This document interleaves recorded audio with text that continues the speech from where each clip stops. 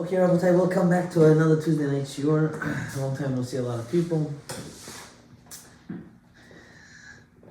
It's almost 50% that I haven't seen in a while. Okay, before I start, does anyone have any questions? Do it like that. No? Nothing? Wow. That's why I hate the camera, but okay. We have something very important. First of all, we are in Sfirat Omer. Today is Tiferet Sheba. Anyone know? Sheba what? Sheba Gura. Very good. What does that mean? We went through all the Sfirot last week, right? We didn't post the shiur yet, but we went through all the Sfirot. What is Tiferet Sheba Gura? What does Gura mean? Strength, power, limitation, judgment. I'm here. A sense of oh my God. What's Tiferet? Now the translation of Tiferet means beautiful. Right? Well, what is the midah, the attribute of Tiferet? What is it? What is it? What is it? The attribute of Tiferet is, what's beauty? Beauty is when I can be so selfless that it's about you and not about me. That's real beauty. Accepting the person for who he is and for what he is. That's beauty. That's a real beauty. Right? So when you use the midah of gvura, which is bound of limitation, you put in Tiferet, what are you actually doing? I'm through my power, I like you, I don't like you, I approve of you, I don't approve of you, I appreciate it or I don't appreciate it, I'm still going to accept it. Why? Because now I'm looking at it in your lens, and I'm not looking at it in my lens, which plays a very big role. You know, someone called me and he asked, let me ask you your opinion. Hashkafa question. What was his question? Everyone has aliyot and yeridot, ups and downs. Right? Everyone has it in life. Physically, emotionally, mentally, financially. Everyone has this. It could be basic things, basic necessities, needs, attention, and so on and so forth, which is very vital for everybody. But the concept of yirida, what does that mean? What does the concept of going down mean? We all know there's a concept of going up. But what is the concept of going down? Why, if we're meant to only go up, why do we even go down to begin with? Anyone? Come on, you want to be an MD, no? Simple questions, right? You're a data analysis, something like that, right? You, CPA, smart people in the house, right? Guy that owns a business, no? Nothing? You go down so you go higher. You go down in order to get, but if I'm already high, why do I need to go back down to get even higher? What's the point of getting higher if I'm already high? Why make me go down again? Nothing lasts forever. You're gonna eventually crash. Nothing lasts forever. But what does that concept of nothing lasts forever have to do with me going through Yuridot and Aliyot? I'll just to remember where you're at. But you don't go back up in the same place. You go higher. Yeah, but when you go higher, you realize where you were before. Not necessarily. Because if you would realize where you were before, you wouldn't need to go down. No, I meant going down. So when you go down, you realize where you were before. You not necessarily. Why not? You remember when you fell for the first time when you had to walk? I don't remember it. You remember your high school exam test? Your entry exam test? No, doesn't help you. So what are you remembering? What's this concept of yirida? Of this going down? Why do we even have it? Now, when I was talking to this guy, I said the truth is the yirida is the aliyah. Why? Because that yirida was only meant for you to go up. Without struggle, you can't grow. What does that mean? The whole concept of falling is actually a good thing. It's not a bad thing. We thought about it in this society that falling is bad because you're stuck. It's only bad when you allow to stay and when you allow yourself to stay there. But if you allow yourself, not just allow yourself, when you make sure you get back up, it's not a bad thing. It's actually one of the greatest things that can ever happen to you.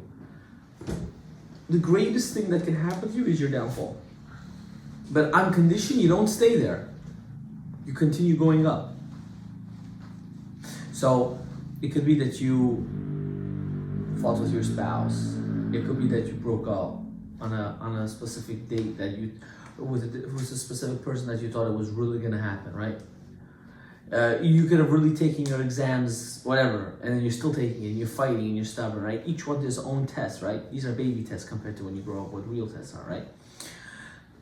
You're not understanding that those downfalls that you had are so for your benefit, because if you would have any of the things that you thought were good for you, it would have ended up not good for you. And then you know what would have happened? You wouldn't have been to where you are today.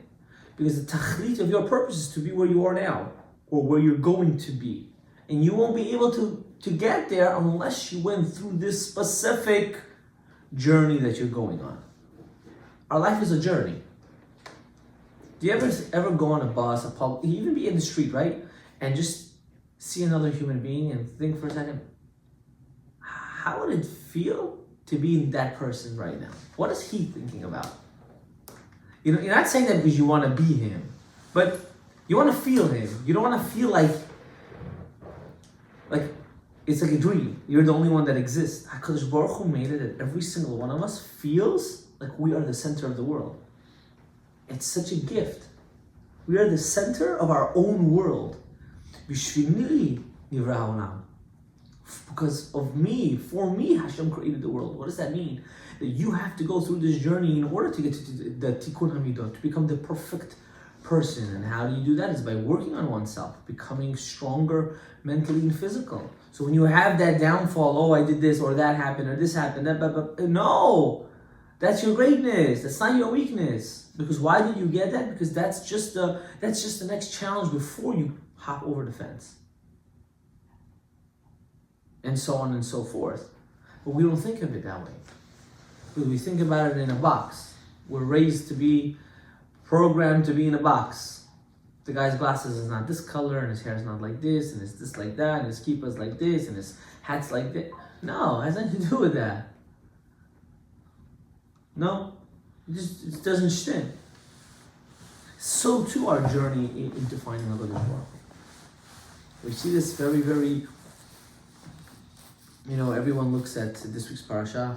There's many main stories, but the story of Nadav Avihu is in this week's parasha. What's this week's parasha? Parashat Shmini, right after Pesach. The story of Nadav Avihu. What's the story of Nadav Avihu? Two brothers, the sons of Haron HaKohen, tzaddikim gemurim. They were pure tzaddikim. They had such a chukka, they had such a desire to be close to HaKadosh Baruch Hu.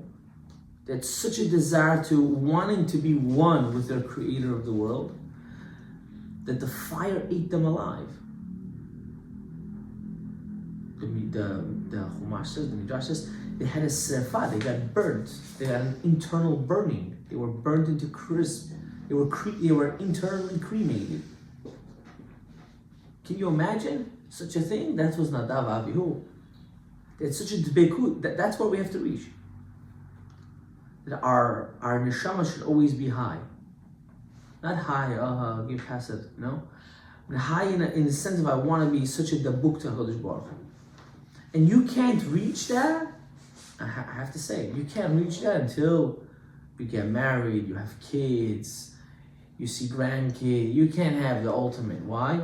Because every single hurdle and every challenge that happens to you in your life, it teaches you a new midah.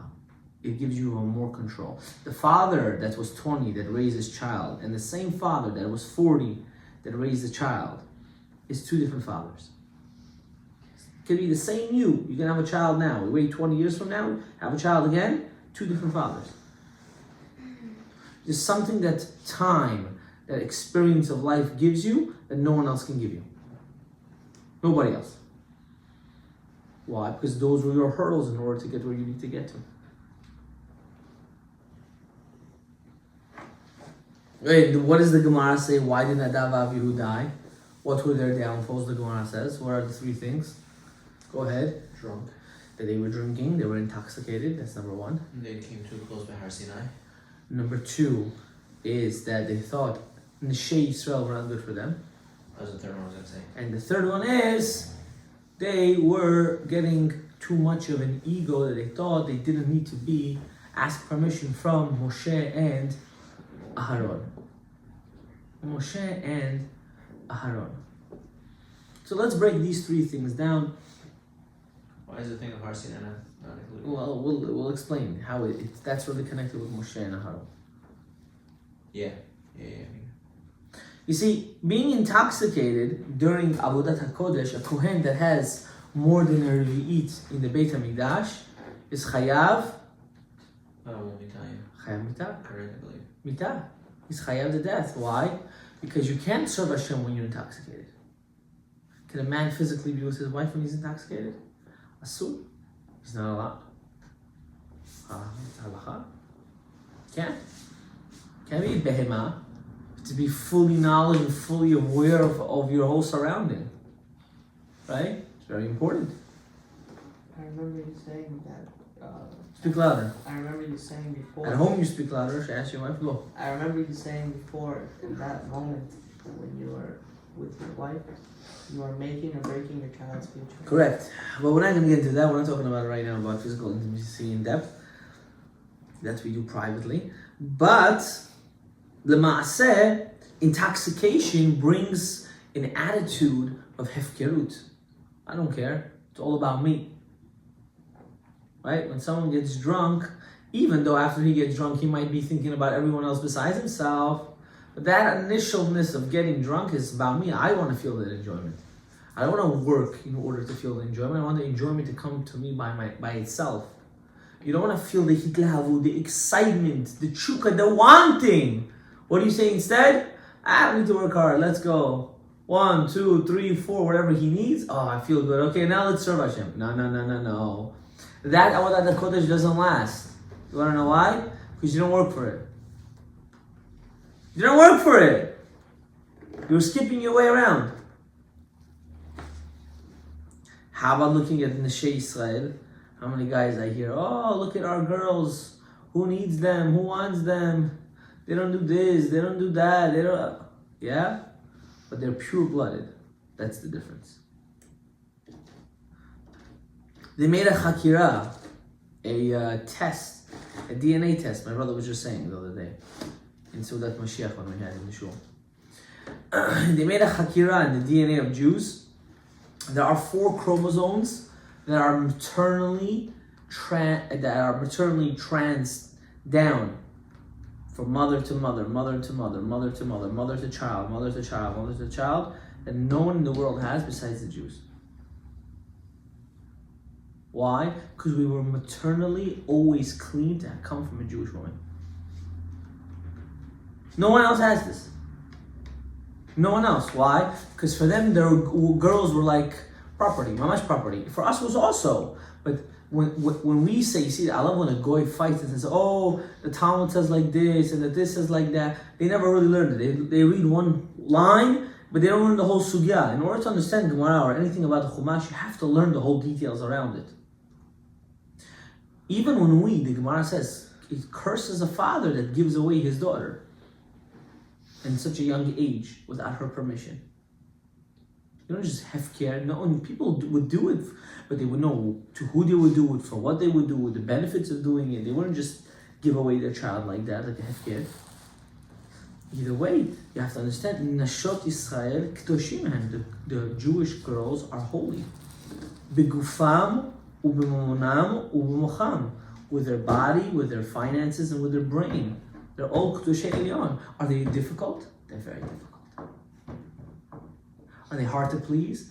Very hard to please.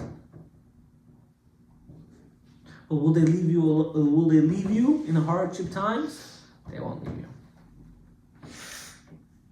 Why? Because hardship is in our DNA already. We understand hardship. And if she left you, what does that mean? She's not for you. Especially before you get married. Person can be sulking about the certain issues, but if they don't understand that this is actually a benefit, this is not a klala, this is a beracha, that downfall that you think is a downfall is the biggest uprising for you. You just have to overcome it. Because the second you overcome it, you become invincible in that thing. Okay. Lo haya. Right. And what's the third? The third thing was that they didn't find Moshe and Haron, their father and their brother, and their uncle, their father and their uncle, Ra'ui, to ask for permission. They just had to ask them permission. Can we do the Ketoret? They didn't ask. They were too zari, they were too zealous, what we call them Bukhari Mahmadono, right? They didn't ask questions. They went into the Kodesh and they started doing the Ketoret. They started doing the incest, which was a big avodah. Kohanim used to practice months in advance. The Kohen Gadol used to practice months in advance to do some Yom Kippur. And they went in and right away they did it, and it was so beloved in the eyes of Kodesh Baruch Hu. Hashem took the Ketoret and took them with it. To the point, this is one of my favorite, my brother asked, and on Sukkot, we were sitting, I think it was the third or the fourth day of, the seventh day of Sukkot. He said, from all the Ushpizin, who would you want to meet? He asked everyone in the house. I was thinking. I said, who I think I want to meet out of everyone? I think it would be Haron. The one that no one even looks upon. And you know what it is? It's this exact story that gets me into a sudden shock. When Haron found out that his sons passed away, the pasuk says, "Vayidom Haron." Haron didn't show any sense of physical emotion. He didn't even sit shiva. Do you know that? Yeah, He was inaugurated to be Kohen Gadol. Is that bad? a little bit. Well, I'm gonna break it down for you. There are people that don't show emotion out of ego, and there are people that don't show emotion because they reach the point of they don't have emotions anymore. What does that mean? They don't have emotions anymore. They're so mevatel, they're so connected to God that having an emotion means I'm doubting God. Now that's a huge madrega. That's like that's enormous. You have to be a giant of a neshama in order to reach that. But it's reachable. To live to a point, one time the Balatani had a lot of students.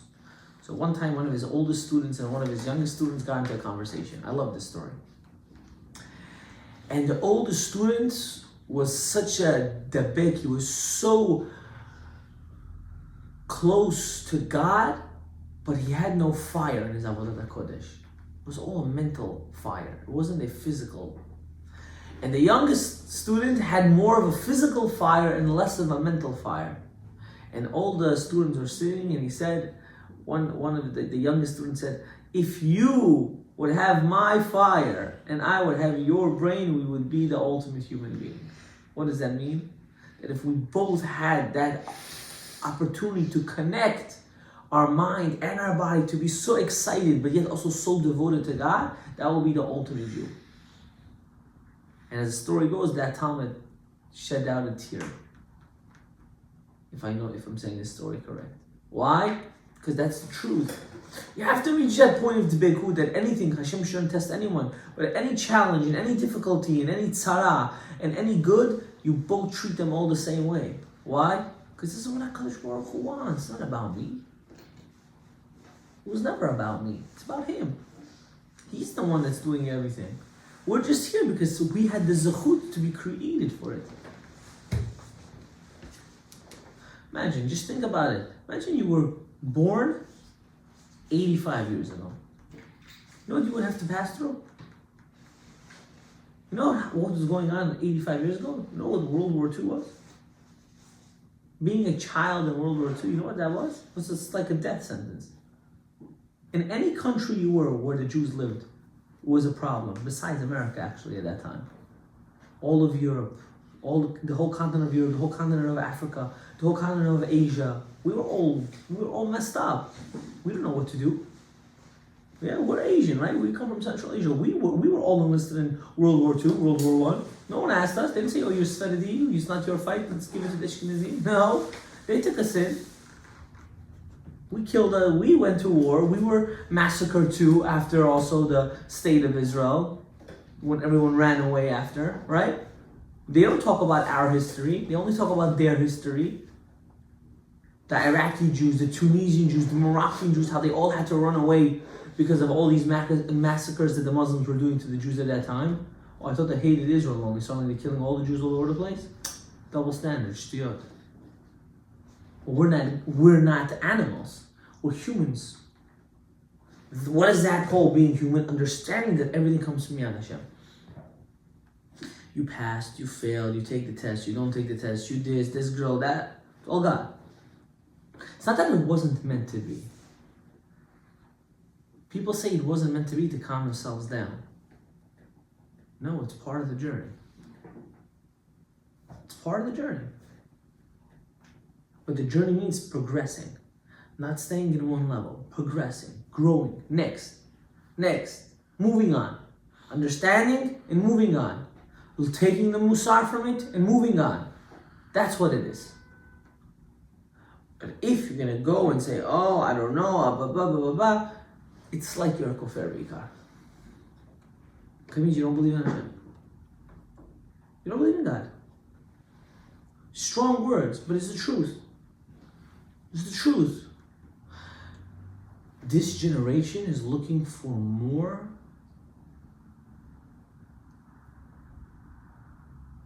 of a connection. You know how much information we have in this generation? How many books we have printed? But we have no neshama. We have no neshama. We have no feeling to anything that we do. We only have fact. Do this, do this, do this, do this. Be a robot. No, HaKadosh Baruch Hu, we're getting to that point now. We have to serve Hashem more in an emotional way. That emotional way that we're talking about has to be in such a debekut, in such an attachment, that I don't want to leave from it. The downfall you have to dance. Say thank you. It's the greatest thing. Oh, it hurts a little bit right now? Okay, it only hurts because you're still human. Once you leave your physical form, it's not going to hurt. You'll be very happy. Why? Because then you'll understand why it happened. If the greatest... We're jumping into many different criteria here, but I think I'm going to just let it all out. Ma tachlit, right? We come to this world for what? Serve HaKadosh Baruch Hu, serve God, do our mitzvot, get married, have family. One day we die and we go, Olam Haba, we get schar, right? What's the point of that? It's so pointless. Is the point of us being created for this world or for the next world? The next world? So then why to even come to this world? So we can have the potential free will to get reward for the next world, to feel like we earned it. Let's skip this whole step and just stay there. We were already there. You were there, Habibi. You were there. Why'd you come back? If the whole point is there, why did you come back? You were already there. What's the point? It's so ridiculous. It doesn't make sense. If you're saying the whole point is there, then what's the point? You were already there. Why'd you come? What a waste of a train ride. What's the pshat? It has to be that the point of creation is really to be here, not to be there. The whole point of our existence is actually to be here, not to stay there. If it was to stay there, we would have stayed there.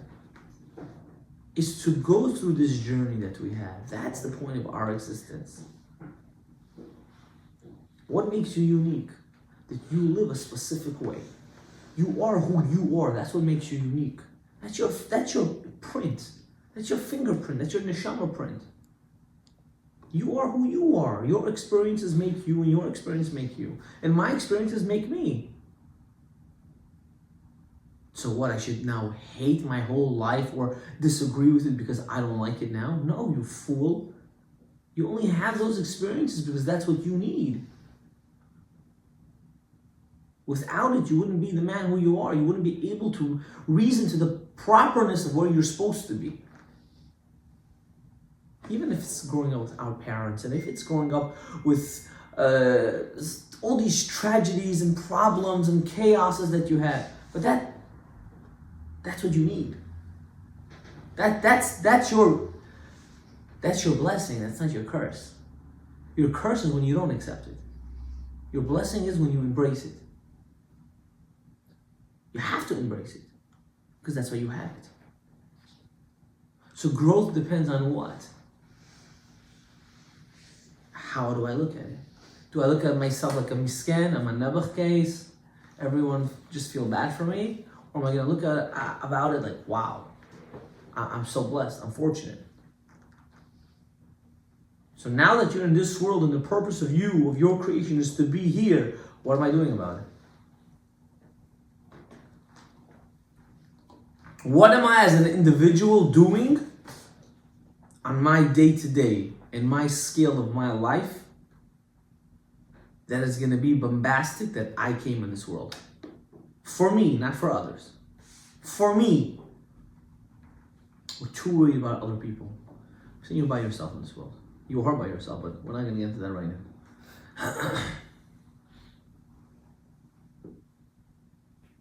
Do you understand? That's a phenomenon of life. And you guys are lucky you're hearing this in a young age. Because there's so much you can do and change in your personal life right now that you won't think about doing it once you get older. That's what you have to take. How to work on me, how to make myself a better human being. Even the simple things. Mamash, the simple, the dak shebedaki. Nothing's ever too simple in the eyes of Kadosh Baruch Hu. Nothing. You know what he needed to do in order to create this world? I wish one day to learn with you such stuff. Such a hishtad shalut he needed to do for you to be here right now. It's crazy. It's amazing. You know why we don't want to accept it? Because it means we got to work. And it's easier for me to whine than to actually go to work.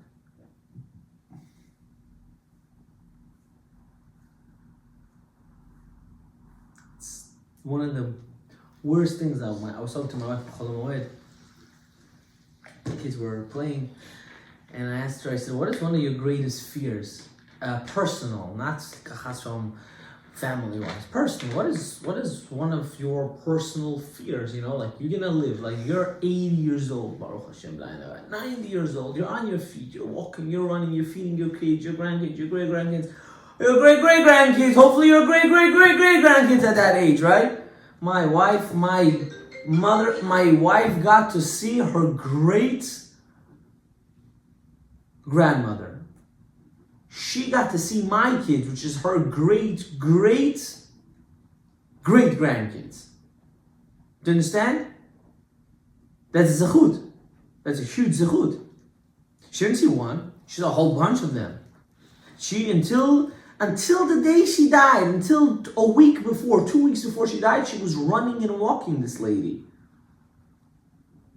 She was drinking, and eating like a normal person. Her brain was as clear as a sharp knife of a shochet.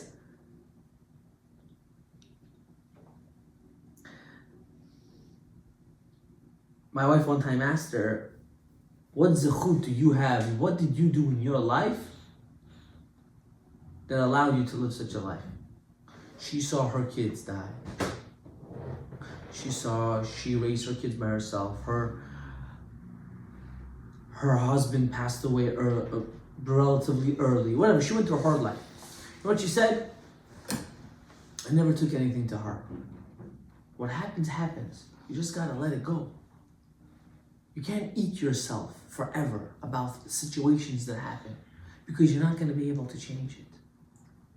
Change comes through action, not through imagination. You need to work in order to change, but you need a will power in order to want to be a better person. Now back to the Chol Hamoed story. I was talking to my wife. My wife asked me. I asked her. She asked me, and we came to a conclusion. One of the greatest fears that a person can have in his life is being 89 years old and asking himself, "Do I feel that my life was accomplished or not? Was my life did I do good or did I mess up? Did I leave enough of an imprint in this world that this world became a better place because of me? Not because other people should acknowledge it. Don't care about other people. And like sometimes you have to wash your hands like you wash the tumah. Sometimes you have to wash people like that out of your life, like a tumah. Even rabbanim, rabbis that call themselves rabbis, there are motzei laz and motzi shemra, not even lashon hara, motzi shemra about people. Sometimes you have to just wash your hands from them. Why? Because at the end of the day, bayom hu yal echad u'shmu echad, everything will be revealed. Every single thing will be revealed, and those people, you're gonna see, le'enei kol achad, you're gonna see how they did a mistake. Because instead of working together in order to grow, they only put down people in order for them only to grow. Their kisei hakavod should grow and no one else should. So how do we make it that we shouldn't feel that way? That life wasn't a waste of time. Huh? How do we do that? That we should make it that our life shouldn't be a waste of time. How do we do that?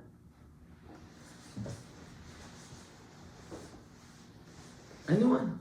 Any ideas? Through action. What does that mean? Like, you can't just think of things how to grow, think of things how to change. You have to actually go and do it. Okay. Otherwise, it's just gonna stay Okay. like not. And if it doesn't work out, your action, chas v'shalom, Try again how many times are you gonna try? until it works. What? Until it works. Some things are impossible. Some things there's a limit how much you can try. There's a concept like that. So you try your best. And Try your best. that's it. Okay, try your best. And if it doesn't work out, how do you accept that? Just accept it. The key, what I personally feel, is pure utter acceptance. Because automatically when you accept it and you acknowledge it, you know it's not you that's running the show here. You're nobody. I want you to understand this. And it's perfectly fine being a nobody. Some people can't fathom this idea. It bothers them. It bothers them. I know many Talmidim, when I get into this topic, they just, Rabbi, change the topic, please. They can't handle it. You're telling me I'm living my life for the next 80 years and I'm a nothing? I'm absolutely a nothing? The whole point was for just God to put me here to do what? They can't fathom this idea. For them, it's far-fetched. Right? The Gemara says HaKadosh Baruch Hu created man to be his shutaf, to be his partner. Right? When we do Kiddush, we're his partner, right? The Gemara says. What does a partner mean? 50-50. What does that mean, but? You do your part, I do my part. Correct. Doing your part in this world means to accept his part. His part is controlling the pathway. Your part is to live the pathway. That's it. Everything else is not a Kadosh Baruch Hu. It's about you. And that's what you have to break as a human being. Because really, it's not about you. It's about the partnership that we have.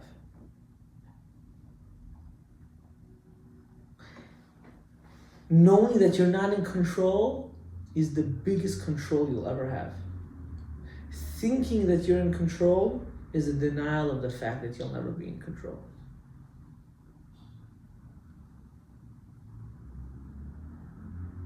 That's exactly what the Torah Chassidut tries to implement in a human being. Understand that this world is for us to elevate it. And the only way we can do that is by working on our midot. Connecting to Talmidei Chachamim Amitiyim.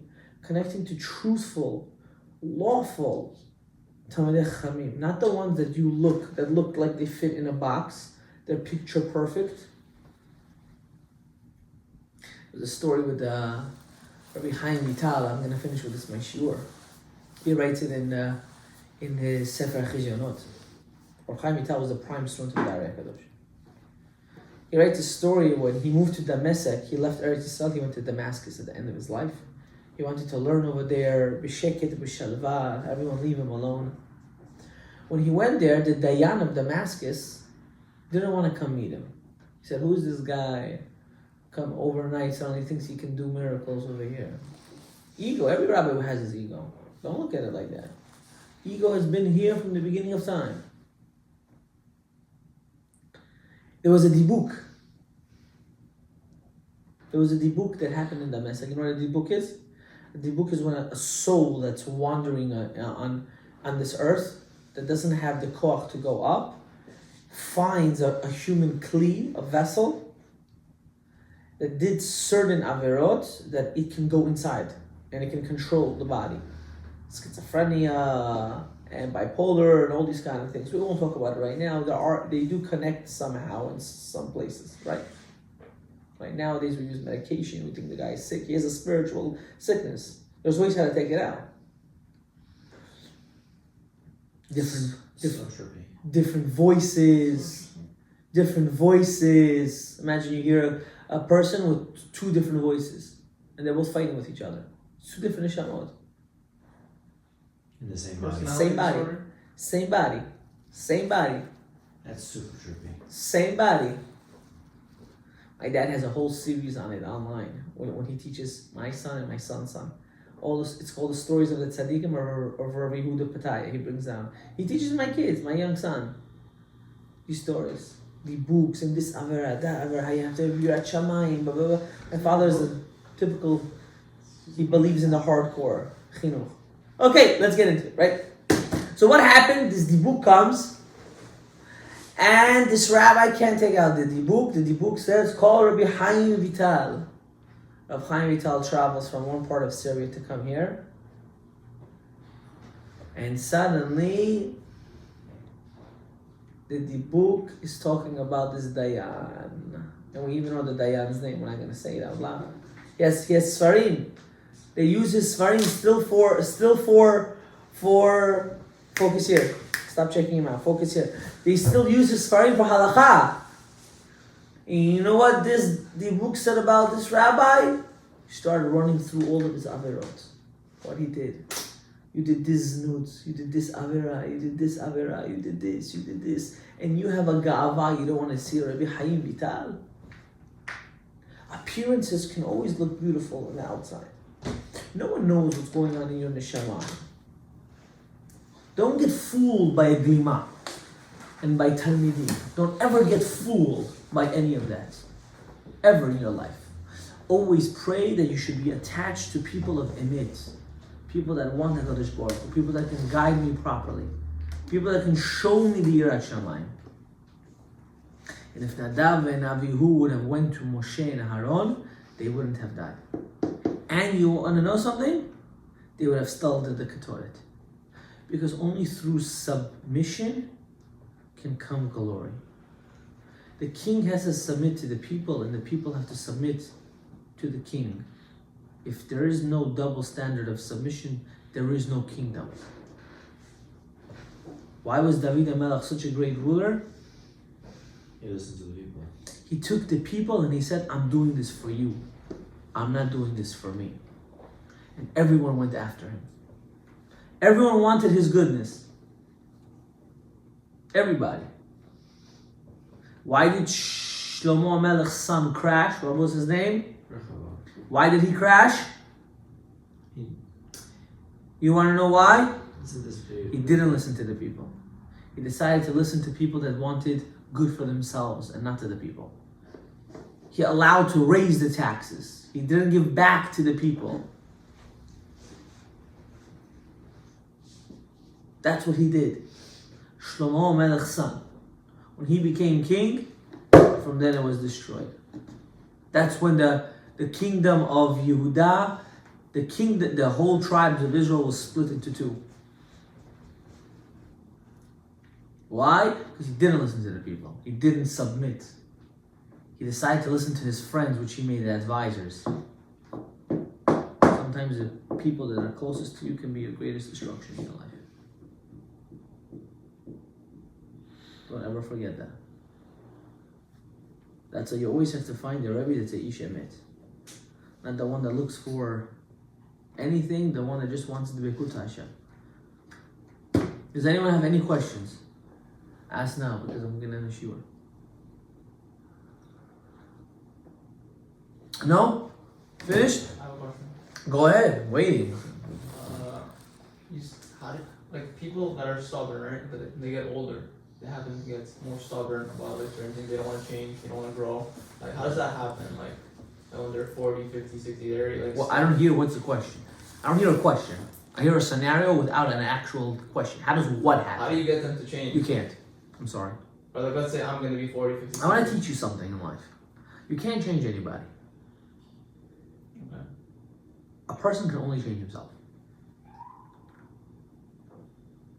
You can help. No, you can't.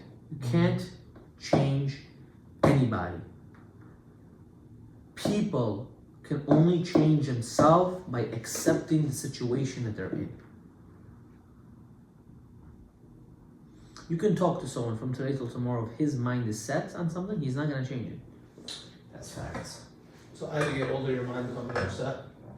As you get older, if you have no Yirat Shamayim, you don't learn Sifrei Musar, Sifrei Chasidut, Sifrei Kabbalah, for sure, you're never going to want to change your mind. You want to know why? Because you're a Tuki. You're narrow-minded. You don't have Dat Harchava, as they call it. Widespread brain. You don't have that. So when a person that lived in communist Russia and thinks that still Lenin and Stalin is controlling the world, and they have that mindset, they don't understand the concept of capitalism, everything for them is communism, can't change those people.